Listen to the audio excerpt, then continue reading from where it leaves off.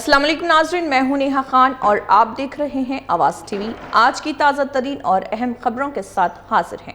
मुल्की, बैनुल अक़वामी, सियासी, मौशी, खेल और शोबीज़ की दुनिया की हर अहम पेशरफ्त से आपको बर वक्त आगाह रखेंगे। आइए सबसे पहले देखते हैं आज की हेडलाइंस।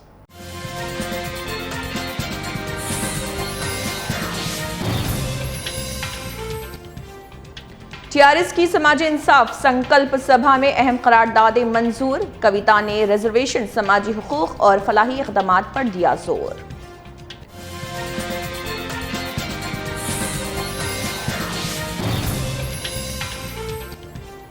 तेलंगाना हाई कोर्ट की आईएएस ऑफिसर संदीप सुल्तानिया पर सख्त बरहमी। अदालती अहकामात पर अमल न करने पर गिरफ्तारी के अहकामात जारी।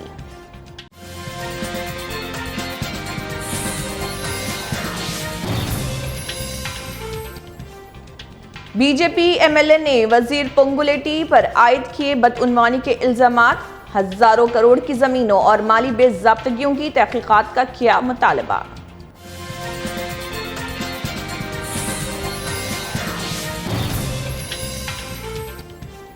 दिल्ली पुलिस बनकर साइबर ठगों ने खातून से हथिया लिए 1.43 करोड़ रुपए। व्हाट्सएप वीडियो कॉल के जरिए डरा धमका कर रकम कराई गई मुंतकिल।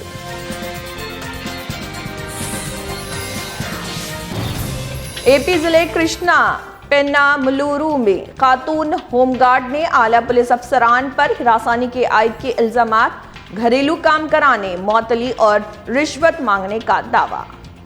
और अब खबरों की तफसील। वनपर्ती जिले के मदनापुर मंडल के नरसेगापुर गांव के दौरे के दौरान एडिशनल कलेक्टर मुकामी इदारे किमिया नाइक ने ग्राम पंचायत तरक्याती मंसूबा यानी जीपीडीपी के तहत तरक्याती कामों का जायजा लिया।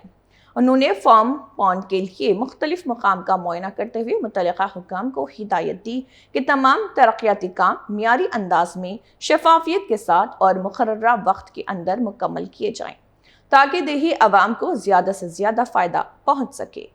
रायाचोटी में 7 बरस तक महकमे पुलिस की खसूसी खिदमात अंजाम देने वाले पुलिस डॉग राजा का हड्डियों के कैंसर के बाइस इंतकाल हो गया। जिले के एसपी धीरज कनूबली ने राजा की आखिरी रसूमात में शिरकत करते हुए खराज अकीदत पेश किया। राजा ने अपने 7 साला दौरे खिदमत में हथियारों की शनाख्त, सिक्योरिटी ड्यूटी और मुख्तलिफ सरकारी और सकाफती सरगर्मियों में अहम किरदार अदा किया। गुज़िश्ता साल दिसंबर से उसका कैंसर का इलाज जारी था।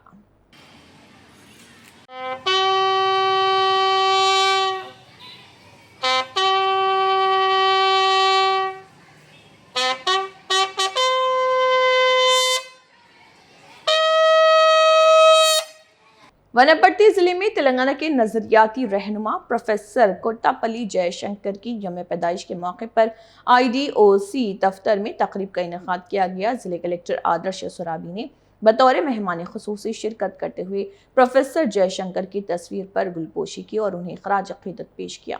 इस मौके पर उन्होंने कहा है कि अलहदा तेलंगाना के क़याम में प्रोफेसर जयशंकर की खिदमात नाकाबिल फरामोश हैं और उनके नजरियात से रहनुमाई लेते हुए हर शहरी को समाजी तरक्की और रियासत की खुशहाली के लिए अपना किरदार अदा करना चाहिए।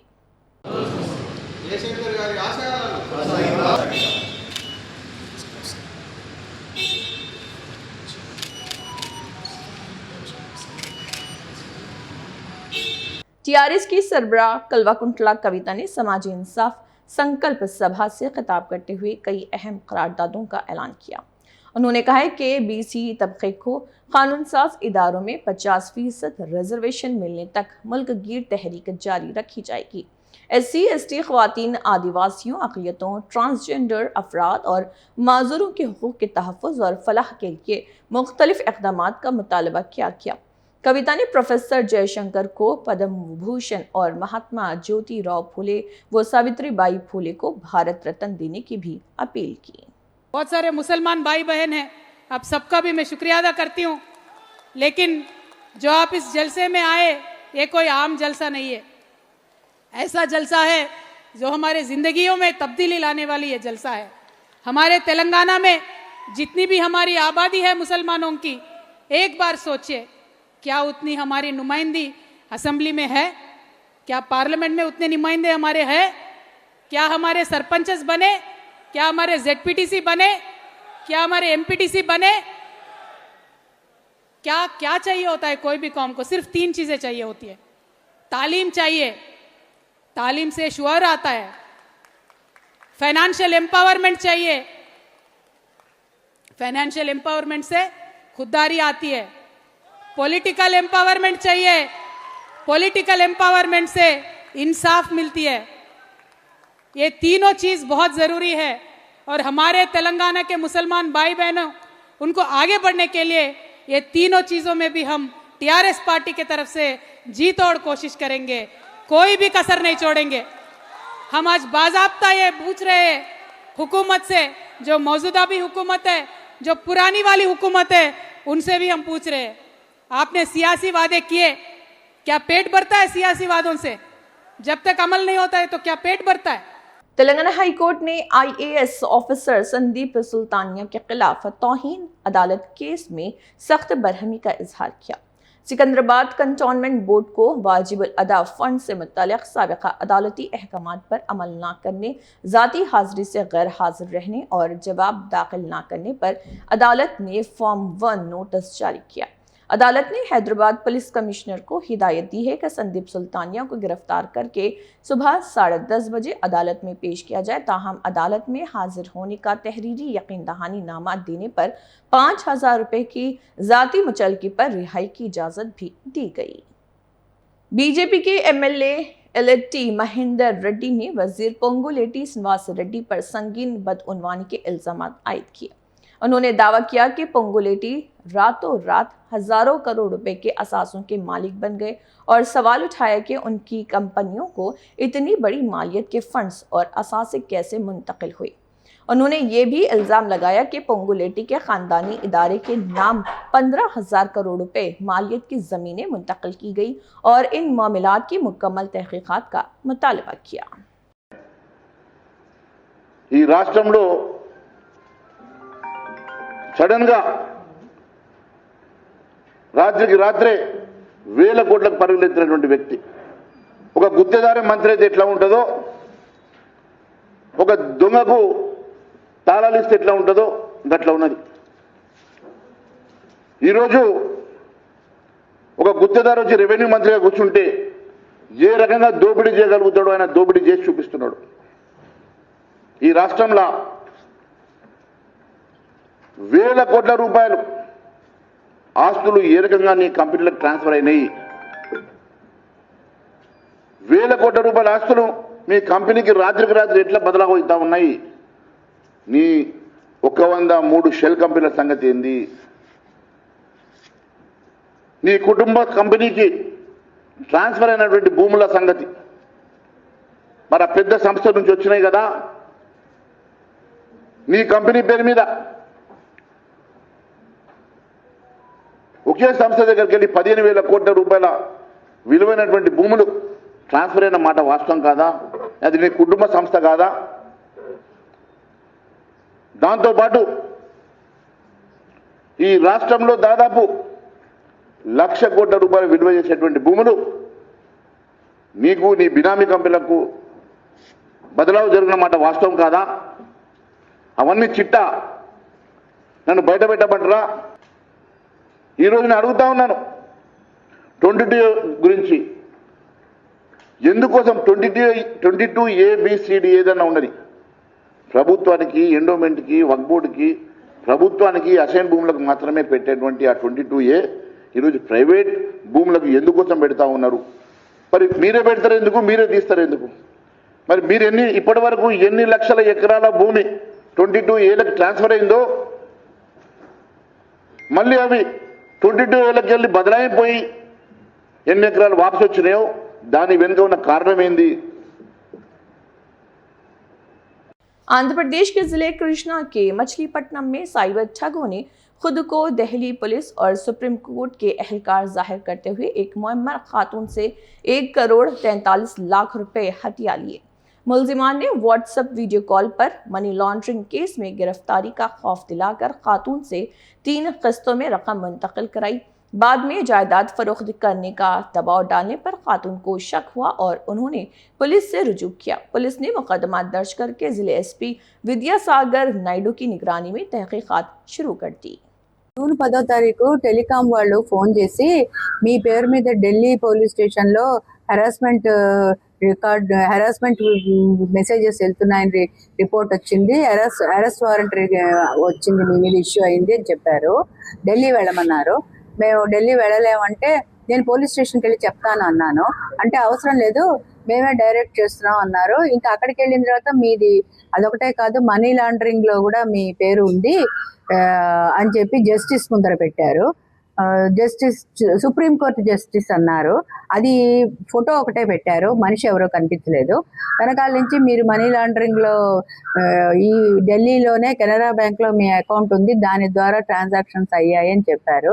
అసలు నేను ఎప్పుడు ఢిల్లీయే వెళ్ళలేదండి అని చెప్పినా కూడా మీ పేరు మీద ఉంది కాబట్టి మీ మీద non bailable arrest warrant issue చేస్తున్నాం అని అన్నారు. తర్వాత పోలీస్ ఆఫీసర్లు అని చెప్పి రాహుల్ గుప్తా అని, నిషా పటేల్ అని పేర్లు చెప్పారు.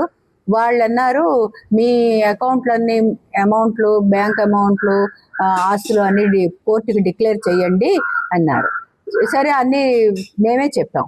చెప్పిన తర్వాత అవన్నీ అకౌంట్లలో ఉన్న డబ్బు మాత్రం కోర్టుకి ప్లెడ్జ్ చేయండి, చేసేస్తే అది ఫారెన్సిక్ డిపార్ట్మెంట్కి వెళ్ళి మళ్ళీ 3 రోజుల్లో మీకు వెనక్కి వచ్చేస్తుంది డబ్బంతా అన్నారు. తర్వాత మేము ఇక్కడ 15వ తారీఖు ఐఓబిలో అమౌంట్ వెళ్ళి ఎఫ్డీలన్నీ బ్రేక్ చేసి అకౌంట్లోకి వేయమన్నారు. తర్వాత అకౌంట్లో వేసాక ఎంత చెప్పమన్నారు. 1,05,00,000 అండి 15వ తారీఖు. అది వాళ్ళేమో ఏం చేస్తారు. आंध्र प्रदेश के जिले कृष्णा के पेन्ना मुल्लुरु में खातून होमगार्ड रूपा कला ने आला पुलिस अफसरान पर हिरासानी के संगीन इल्जामात आयद किए। उनका कहना है कि शौहर की वफात के बाद उन्हें हमदर्दी की बुनियाद पर मुलाजिमत मिली, लेकिन बाद में अफसरान के घरों में काम करने के लिए दबाव डाला गया। इनकार पर सजा के तौर पर एसपी दफ्तर भेजा गया, जहां उनसे रोजाना घास उखड़वाई गई और रूपा कला ने मजीद इल्जाम लगाया कि सेहत की खराबी के बावजूद उन्हें मुअत्तल कर दिया गया और वो दोबारा मुलाजिमत पर बहाल करने के लिए रिश्वत का मुतालबा किया जा रहा। इन इल्जामात पर मुतल्लिका हुकाम का मौक़िफ़ सामने आना बाकी है। నమస్తే అండి, నేను నా పేరు రూపకళ. నేను గన్నవరం డివిజన్ టెర్మినల్ పిఎస్లో నేను హోంగార్డ్గా పనిచేస్తున్నానండి. నేను గత 4 సంవత్సరాల నుంచి ఇక్కడే వర్క్ చేస్తున్నాను. నా భర్త వెంకన్న 166 ఆయన అనారోగ్యంతో చనిపోతే 2019లో నాకు 2023లో డీజీపీ ఆఫీస్కి వెళ్తే నాకు ఉద్యోగం వచ్చింది సార్. అప్పటి నుంచి గన్నవరం పనిచేస్తున్నాను సార్. అది గత నెల హోంగార్డ్ ఆఫీస్ నుంచి సాల్మన్ అనే హెడ్ కానిస్టేబుల్ గారు ఫోన్ చేశారు. హెడ్ కానిస్టేబుల్ హోంగార్డ్ ఆఫీస్లో హెడ్ కానిస్టేబుల్ చేస్తారు. ఆయన ఫోన్ చేశారు. ఫోన్ చేసి అమ్మ మీకు ట్రైనింగ్ ఉంది, ఆర్ఐ గారు మిమ్మల్ని రమ్మన్నారు అన్నారు. సరే ఆర్ఐ గారు రమ్మన్నారు కదా అని నేను మా పిఎస్లో చెప్పుకొని తెల్లారి వెళ్ళాను సార్. వెళ్తే అక్కడికి వెళ్ళిన తర్వాత అన్నారు ఆర్ఐ గారు మీరు అక్కడ మాచవరంలో ఒక ఆఫీస్లో ఉన్నారు, వాళ్ళ ఇంటికి వెళ్ళి పని చేయాలి అన్నారు. అంటే సార్ నేను డిగ్రీ చదువుకున్నాను, నేను జాబుల్లోకి వచ్చేటప్పుడు మాకు ఇళ్లలో పని చేయాలని కానీ ఇంకేదైనా వర్క్ ఉంటుంది అని చెప్పలేదు. మా క్వాలిఫికేషన్ తగ్గట్టు మాకు స్టేషన్లో అలాట్ చేశారు. అప్పటి నుంచి నేను అక్కడే చేసుకుంటున్నా. అయితే ఇప్పుడు ప్రజెంట్ వచ్చి మీరు ఆఫీస్ స్టేషన్కి వెళ్ళాలంటున్నారు. నా ఒంట్లో బాగోదు సార్, నా హెల్త్ ఇష్యూస్ ఉన్నాయి, మా మదర్ ఓల్డ్ ఏజ్, నా పిల్లలు చదువుకుంటున్నారు, నేను వెళ్ళలేదు సార్, నాకు రిక్వెస్ట్ చేసి ఎక్స్క్యూజ్ చేయండి అని చెప్పాను సార్. అది మనసులో పెట్టుకుని ఆయన అప్పటి నుంచి పోయిన నెల 15 నుంచి నిన్నటి వరకు ప్రతిరోజు అందరు పిలిపిస్తున్నారు సార్. ఎవరు? సాల్మన్ గారు ఆర్ఐ అప్పారావు గారు రమ్మని చెప్తున్నారు. ఏంటంటే ఇక్కడే డ్యూటీ చేయాలి, అక్కడ స్టేషన్లో చేయడానికి వీల్లేదు, నువ్వు ఇక్కడే చేయాలి, సి కేటగిరీ వాళ్ళందరూ ఇక్కడే చేయాలి, మీరు ఇళ్లలో పని చేయాలి లేదా హెడ్ క్వార్టర్లో పని చేయాలి అని ఆయన అంటున్నారు సార్. అంటుంటే సార్ అయితే కావచ్చేమో కానీ నేనైతే రాలేను సార్, విజయవాడ నుంచి రావాలి, రోజుకి 3 గంటల ప్రయాణం, నేను రాలేను సార్, నా పిల్లల్ని చూసుకోవాలి, మా ఓల్డ్ ఏజ్ మదర్ ఉంది, నేను వెళ్ళేసరికి ఏం జరుగుతుందో తెలియదు అని నేను ఎంత రిక్వెస్ట్ చేసినా ఇంటలేదు ఆయన. లేదా ఫ్యామిలీ మొత్తం తెచ్చి ఇక్కడే పెట్టుకో నువ్వు వెళ్ళైపోతే, అంతేగాని నువ్వు స్టేషన్కి వెళ్ళడానికి బందర్లో స్టేషన్కి వెళ్ళడానికి లేదు అని నువ్వు కరాఖండిగా చెప్పేశారు సార్. అది మా హోంగార్డ్ డివిజన్కి ఒక హెడ్ గారు ఉంటారు సార్. నేను గుప్తా గారు అంటే वाईएसआरसीपी के रियासती तर्जुमान राजमलू शिव प्रसाद रेड्डी ने इल्जाम आयद किया है कि रियासती हुकूमत सनतों और सरमायाकारों को हिरासा कर रही। उन्होंने दावा किया कि कड़पा जिले में वाक़ भारतीय सीमेंट फैक्ट्री को निशाना बनाया जा रहा और खाम माल की सप्लाई रोककर पैदावार मुतासर की जा रही। उनके मुताबिक इससे न सिर्फ कंपनी बल्कि वहाँ काम करने वाले मजदूर भी मुतासर हो रहे हैं। పత్రికా సంపాదకులు జర్నలిస్టుల పైన కేసులు పెట్టి బెదిరించుకునే కార్యక్రమం చేసినారు. దీని తర్వాత వాళ్ళు నెక్స్ట్ చేసినది ఏంటంటే వాళ్ళ పాలన కొనసాగించినది ఏంటంటే నిందారోపణలు జగన్మోహన్ రెడ్డి గారి పైన. అంటే ఉదాహరణకు ఎట్లాంటిదంటే తిరుపతి లడ్డు, గొడ్డలి, విజయవాడ బోటు ఈ చేసిన పాలన. దీని తర్వాత వాళ్ళు చేసినది ఏంటంటే కనుక దీని తర్వాత క్రెడిట్ చోరీ. క్రెడిట్ చోరీ అయిపోయిన తర్వాత ఇప్పుడు ఎక్కడికి వచ్చినారు, ప్రస్తుతం యాడికి వచ్చింది ఈ పాలన అంటే కనుక పరిశ్రమల పైన కూడా రెడ్ బుక్ రాజ్యాంగం నడిచే కాడికి వచ్చింది. ప్రజెంట్ ఇప్పుడు ఎక్కడికి వచ్చినారు వాళ్ళంటే వాళ్ళ పాలన 2 ఏళ్లలో పారిశ్రామికవేత్తలను కూడా బెదిరించడము, బాధించడము, పరిశ్రమలను మూతేయించే పని చేసే కాడికి రెడ్ బుక్ పాలన జరుగుతుంది. పారిశ్రామికవేత్త అయినా ఎవరైనా ఇక్కడ పరిశ్రమను పెట్టాలంటే ప్రాథమికమైన అర్హత ఏంటంటే కనుక ఆ పరిశ్రమను పెట్టే వ్యక్తి యొక్క పేరు రెడ్ బుక్లో ఉందో లేదో చూసుకోవాలా. తర్వాత రెండో ఫైనల్ ఎగ్జామ్ ఏంటంటే కనుక ఆ పరిశ్రమకు సంబంధించిన పారిశ్రామికవేత్తలు ఎవరైనా సరే పరిశ్రమను స్థాపించాలంటే స్థానికంగా ఉండబడిన ఆ ప్రాంతంలో ఉండబడిన కూటమి యొక్క పాలకులకు, ఎమ్మెల్యేలకు, మంత్రులకు, నారా లోకేష్ గారికి, చంద్రబాబు నాయుడు గారికి వారి వారి స్థాయిని బట్టి కప్పం కట్టాల, కమిషన్ ఇవ్వాల, కాంట్రాక్టు వర్కులు ఇవ్వాల. లేదనుకో ఎవరైనా అనుకో కప్పం కట్టకపోయినా, కమిషన్ లేకపోయినా, కాంట్రాక్ట్ వర్కులు లేకపోయినా, లేకుంటే రెడ్ బుక్లో వారి పేరు ఉన్నా వైఎస్ఆర్ కాంగ్రెస్ పార్టీ సానుభూతిపరుడైనా వాడు పరిశ్రమ పెట్టలేడు.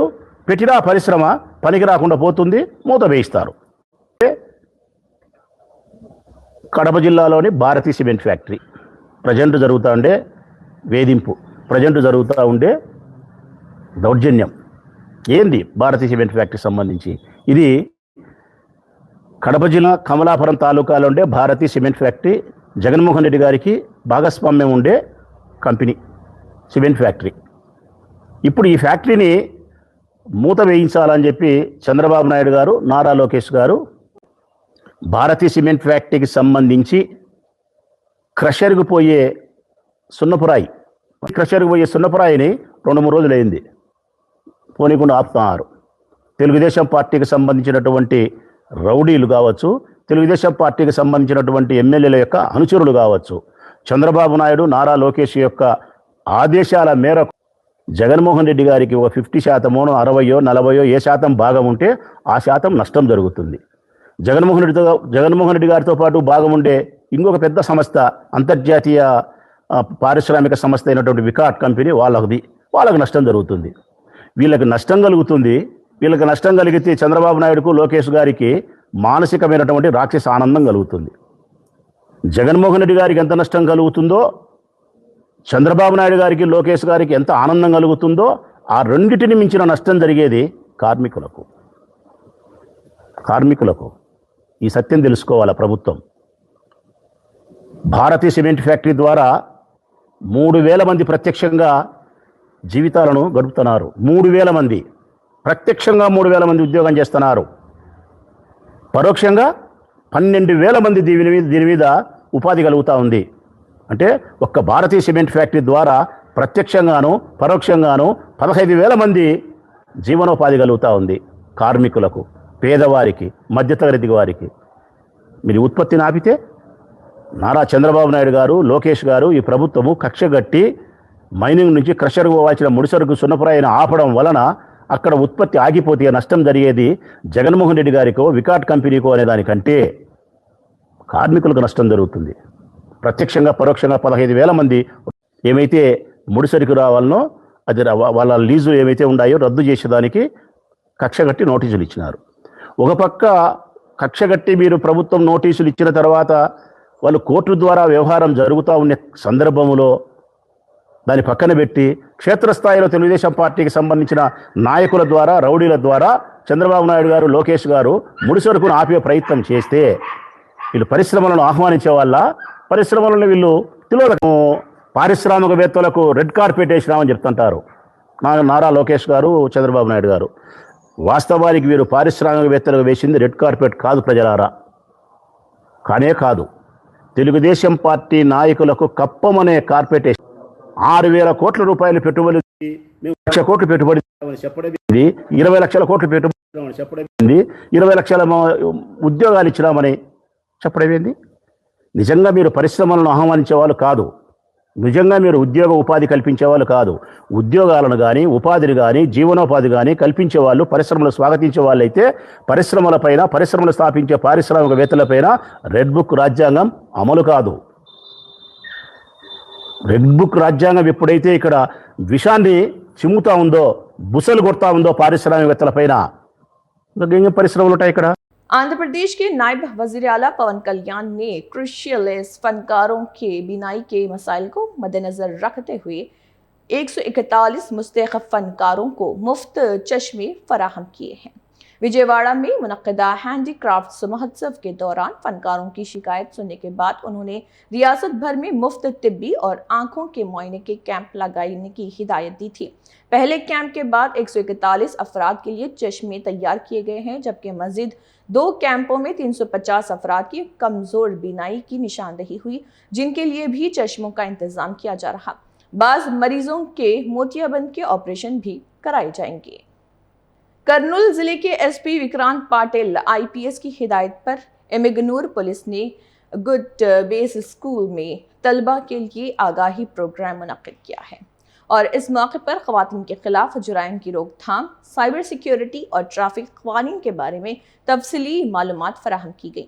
पुलिस हुकाम ने तलबा से अपील की है कि वह कानून की पाबंदी करें, ऑनलाइन धोखाधड़ी से मोहतात रहें और ख़वातीन के एहतराम और तहफ़्फ़ुज़ में अपना किरदार अदा करें।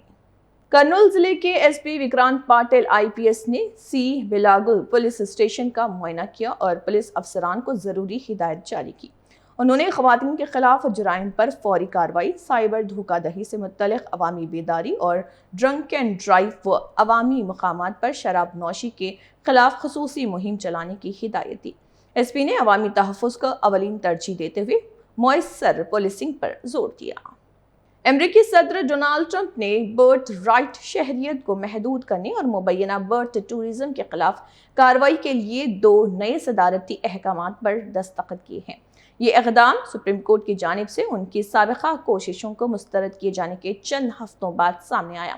माहिरीन के मुताबिक इन नए अहकामात को भी अदालत में चैलेंज किए जाने का इम्कान है, जिससे अमेरिका में इमिग्रेशन पॉलिसी पर कानूनी और सियासी कशमकश मज़ीद बढ़ सकती है। Sign these 2 executive orders here relating to birthright citizenship and birth tourism. As the President mentioned, the 14th Amendment was passed exclusively in the aftermath of the Civil War to ensure that the children of slaves would be citizens. It had no other meaning and purpose outside of that. And that's been clear, obviously, since the day that it was passed. You can go back and you can read the congressional debates. This is not something that's even seriously contested by anybody. The President is using his authority as Commander-in-Chief to sign first an executive order using the new ruling the Supreme Court issued to expand the definitions of people who are ineligible for birthright citizenship. That includes, for example, alien enemies of the United States, members of foreign terrorist organizations, and large categories of people who lobby and act on behalf of foreign governments. And so with taking this action, it ensures that large numbers of people who wrongly would be getting birthright citizenship will no longer be eligible for those benefits. The second action that he's taking, which is especially historic, is for the first time ever in American history to ban birth tourism. So I want you to really let that sink in. This has been something that people have talked about not only for years, but for decades. The idea that people come here pretending to be a tourist, pretending to be a visitor, saying they want to go to Disneyland, they want to go visit a monument or go to a national park, but the real reason they're here is to have a child, to make that child an automatic citizen, leave our country, and then have a U.S. citizen child. It gives them access under this broken system to welfare benefits, ultimately to the voting booth, and all the other rights and privileges that belong solely to Americans.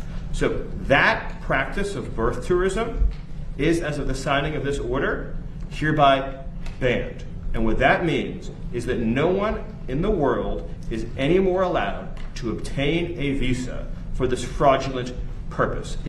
Film Korean Kanak Raju के premiere में अदाकार वरुण तेज, लावण्या त्रिपाठी और ऋतिका नायक ने शिरकत की।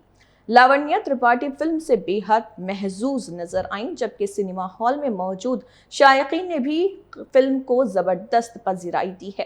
Premiere के दौरान जोश व खरोश का माहौल देखने में आया और हाजरीन ने फिल्म की भरपूर तारीफ की।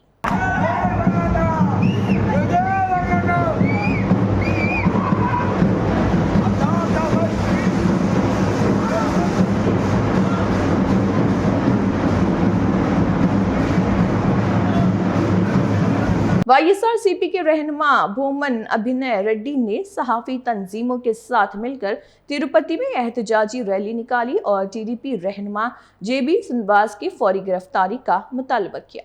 उन्होंने इल्जाम लगाया कि बैलेट मुरली कत्ल केस के एक गवाह को अदालत ने जाते वक्त अगवा किया और जबकि खातून और सहाफियों पर भी हमला किया गया। अभिनय रेड्डी ने मजीद दावा किया है कि हमलावरों के खिलाफ कार्रवाई के बजाय मीडिया नुमाइंदों पर मुकदमा दर्ज किए गए। इन इल्जामात पर टीडीपी या मुतल्लिका हुकाम का मौक़िफ़ सामने आना बाकी है।